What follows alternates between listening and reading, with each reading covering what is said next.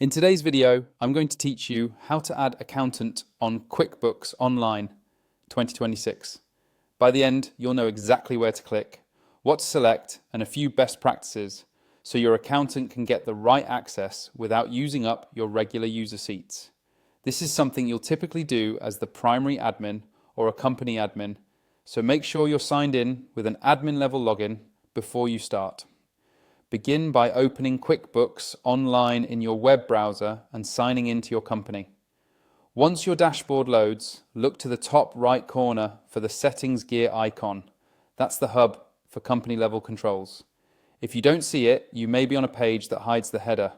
Navigate back to the dashboard and it should reappear. If it's still missing, double check that you're using an admin account because only admins can manage users. From the settings menu, choose Manage Users. This is where you control who can access your books and which roles they have. Take a moment to glance at your existing list so you're familiar with who already has access.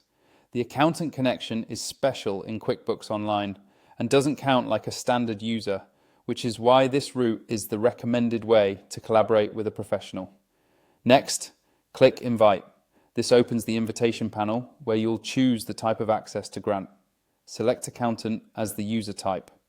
This is important because the accountant role unlocks tools your accounting professional needs, like adjusting entries, accountant-only reports, and cleanup utilities, without giving them broader ownership or billing control that would come with an admin role.